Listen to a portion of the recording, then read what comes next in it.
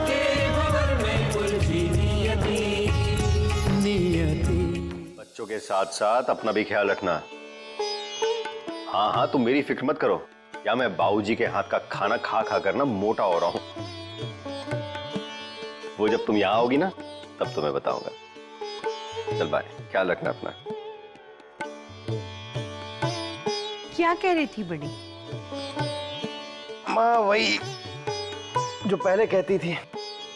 पहले यहां से मायके जाने की रट, फिर मायके से यहां आने की रट। अभी एक दिन भी नहीं बीता है मैडम को और यहाँ की याद भी आने लगी उन्हें।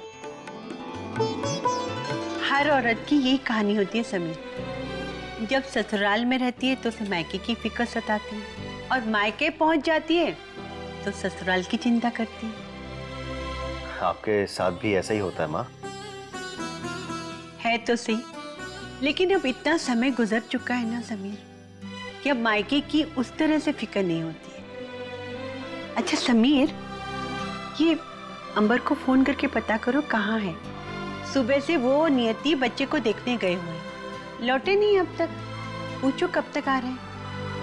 पता नहीं वो बच्चा किस हाल में होगा।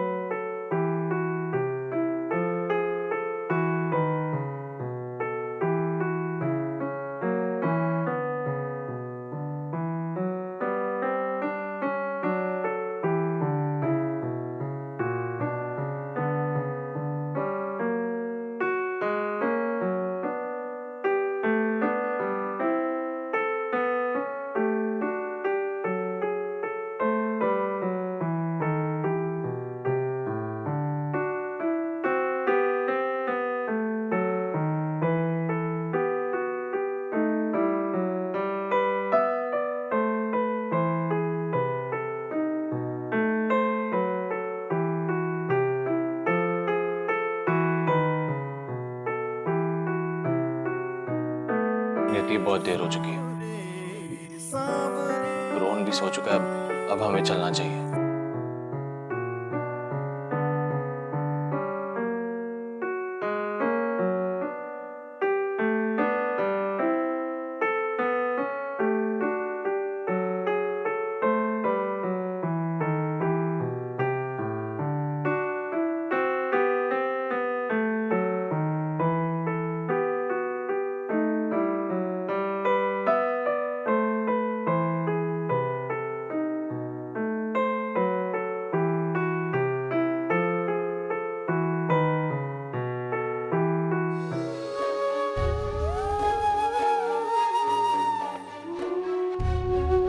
अंबर, रोहन रो रहा है ना? रोहन रो रहा है। हक फर्ज के दो राहे पे ठहरी नियति, क्या है इसकी नियति न समझे नियति। किस बिंदु पे आके है ठहरी नियति, क्या कभी ये सुलझेगी ये उलझी नियति। नियति, नियति का ये आज पूरे दिन में तुमने उसे इतना प्यार दिया है, अपना इतना समय दिया है कि वो कल सुबह तक आराम से सोएगा। उनकी रहे इसे सोने दो। होके किसी को पाए उन्हीं को खोके। कल सुबह मैं तुम्हें इससे मिलाने फिर से लेकर आऊंगा। ये सब जब भी पक्का? याद आता है, पक्का। होठों पे ये आ जाता है। चादरें उदास हैं ये बिछोने उदास हैं, तेरे बगैर तेरे खिलौने उदास हैं।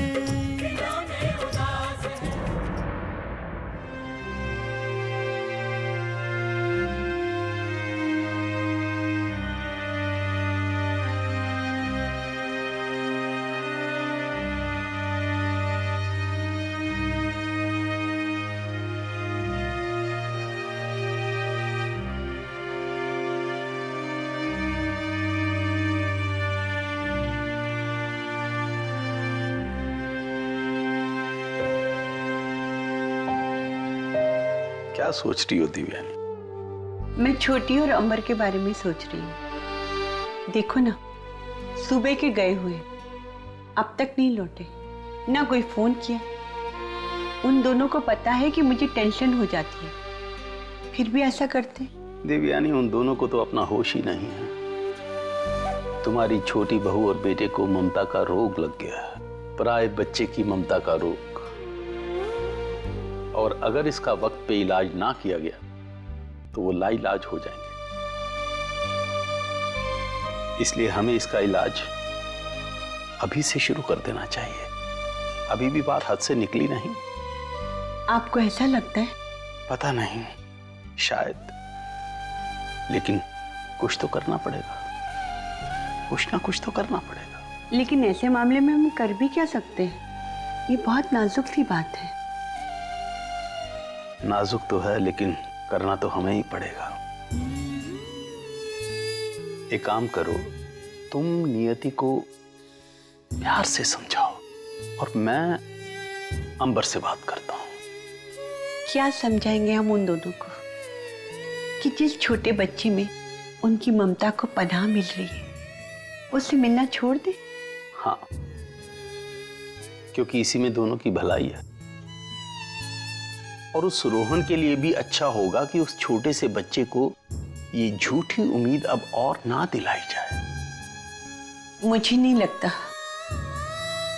कि नियति और अंबर इतनी आसानी से समझ जाएंगे।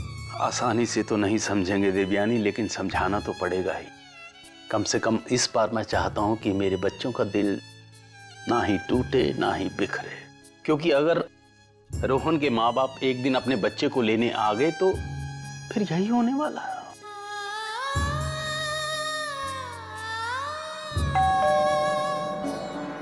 लगता है वो दोनों आ गए।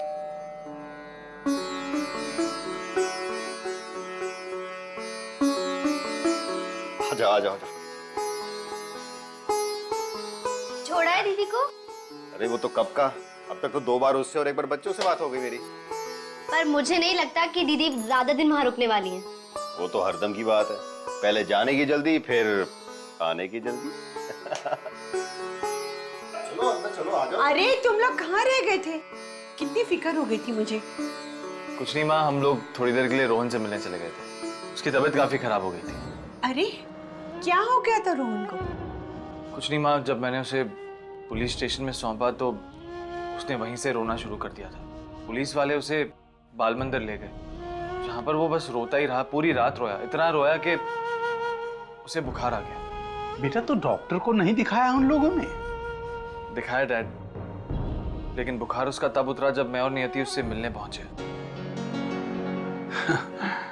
आप लोगों को देखकर खुश हो गया होगा वो, हाँ?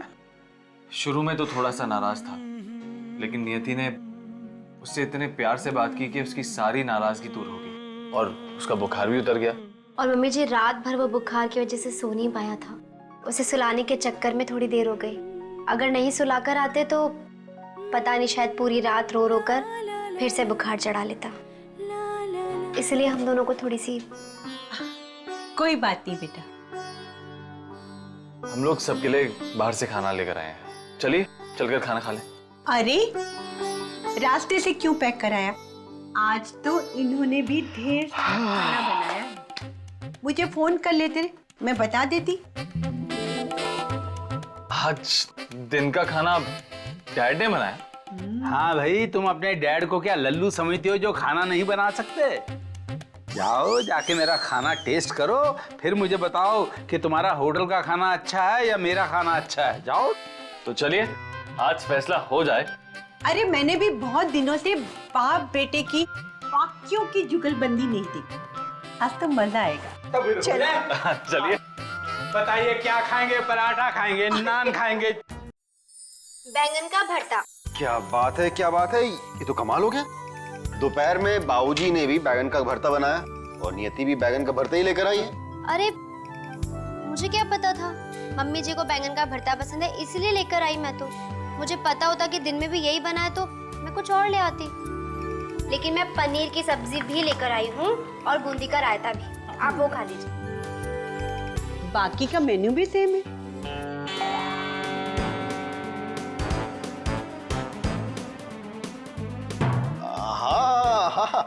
सचमुच ये तो कमाल ही हो गया ना बाबूजी।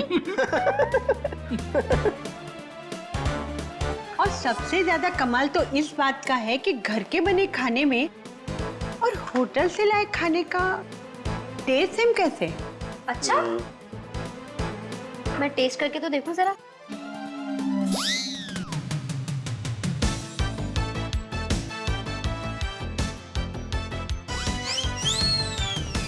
लेकिन ऐसे कैसे हो सकता है? बेटा अब क्या बताएं कि ऐसा कैसे हो सकता है। जब एक ही होटल से दो दो खाने आ रहे हैं और सेम खाने हैं तो फिर टेस्ट भी तो सेम सेम होगा ना।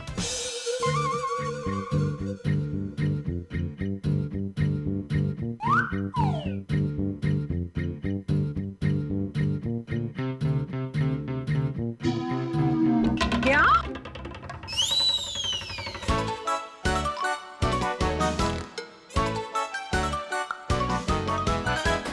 होटल से खाना आया है? आपने होटल से खाना मंगवाया? मतलब आपने खाने में चीटिंग की? बैठो तो सही। अरे बैठो देवयानी। ये तो शुक्र मनाओ कि समीर की अक्ल ने काम किया। समीर? हाँ, समीर की अक्ल ने काम किया। तुम भी शामिल हो इसमें बेटा? इसी ने तो मुझे आइडिया दिया। Very good. अगर मेरे हाथ का खाना आप लोग खाते ना तो मैं एक ही बात कह सकता था कि मैं उसकी कोई गारंटी नहीं दे सकता। आप भी ना।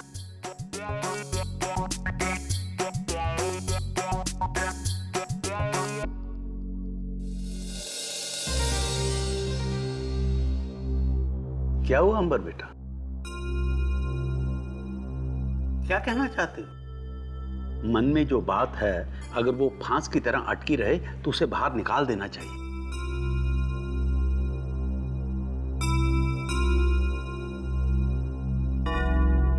अरे बोलो, क्या बात है?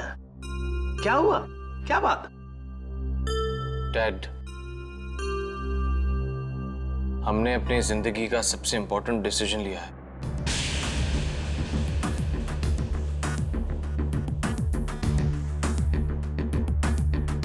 कौन सा डिसीजन?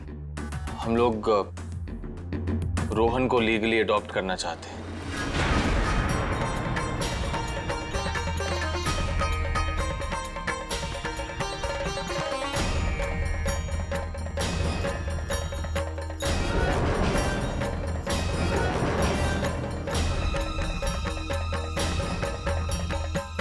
मैंने सोचा था कि जब मैं डिसीजन लूंगा तो 3-4 फॉर्म्स भरने के बाद हम रोहन को अडॉप्ट कर सकेंगे, लेकिन ऐसा नहीं है। It's a very lengthy procedure. अगर आज हम रोहन को लीगली अडॉप्ट करने के लिए एप्लीकेशन देते हैं तो वो सारी फॉर्मेलिटीज पूरी होने में कम से कम 3 महीने लग जाएंगे और उसके बाद ही हम रोहन को लीगली अडॉप्ट कर सकते हैं। It's very complicated. और उसके अलावा उनकी एक और शर्त है, और वो शर्त यह है कि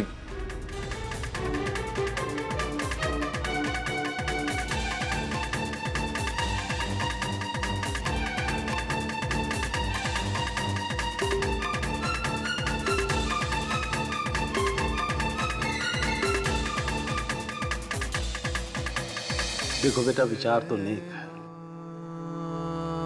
और हमें इस फैसले से कोई एतराज भी नहीं है, लेकिन जरा उन माँ बाप के बारे में सोचो जिनका रोहन सगा बेटा है। बेटा वो भी हाथ पे हाथ रख के नहीं बैठे, उन्होंने भी जमीन आसमान एक कर दिया होगा रोहन की तलाश में।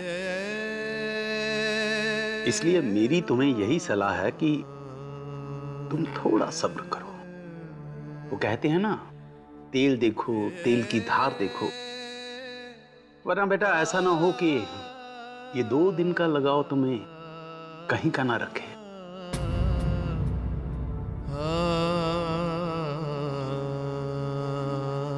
देखो आज पूरा दिन तुमने और नियति ने रोहन के साथ बिताया है। अब अगले 3 महीने तुम्हारी परीक्षा है। अगर तुम इस परीक्षा में चूक गए ना बेटा, तो इस बार का जो बिछुड़ना है रोहन से, वो पिछली बार के हादसे से कहीं दुखदाई साबित होगा।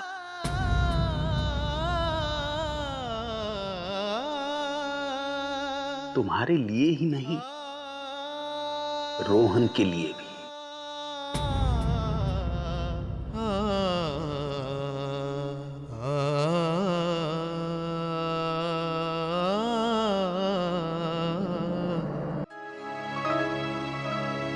वैसे तुम्हारे दुखों का इलाज एक मेरे पास भी है। मैंने इस बारे में रोहिणी से बात की है और वो खुशी खुशी रेडी भी है।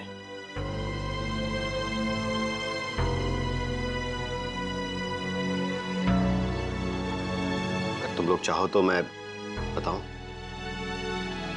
हाँ भैया बताइए क्या बात है। तुम मेरे 2 बच्चों में से अगर चाहो तो किसी एक को गोद ले सकते हो। हक फर्ज के दो राहें पे ठहरी नियति, क्या है इसकी नियति न समझे नियति, किस बिंदु पे आके है ठहरी नियति। हम दोनों के प्रति जो आपकी भावना है भैया, उसकी मैं बहुत कद्र करती हूँ। आपने और रोहिणी दीदी ने इतना कुछ सोचा हम दोनों के लिए, थैंक यू सो मच। लेकिन भैया मैं इतनी स्वार्थी नहीं हूँ कि आपसे आपका बच्चा छीन लूं। नहीं, एक बच्चे से बिछड़ने का जो दुख मेरे नसीब में लिखा है, वो मैं आपके और रोहिणी दीदी की नसीब में नहीं मरना चाहती।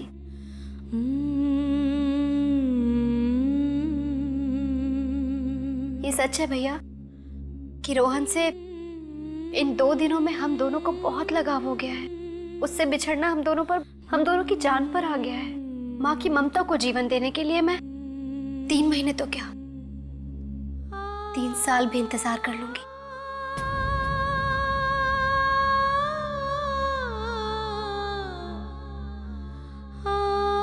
अब अगर मुझे किसी तोतली जुबान से अपने लिए माँ सुनना है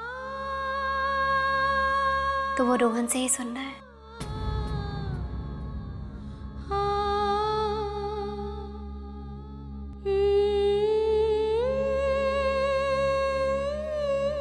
और उसके लिए मैं हर परीक्षा के लिए तैयार हूं।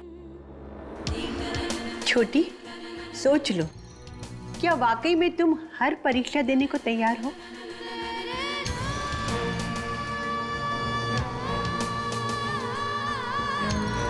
क्या 3 महीने तक तुम रोहन से बिछड़ कर रह सकती हो?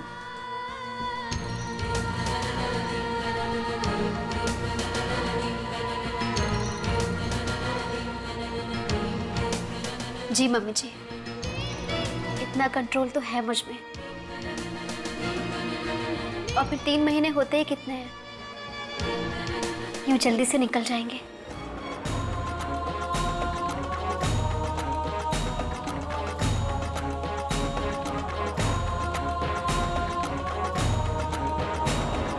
फर्ज के 2 राहें पे ठहरी नियति, क्या है इसकी नियति न समझे नियति।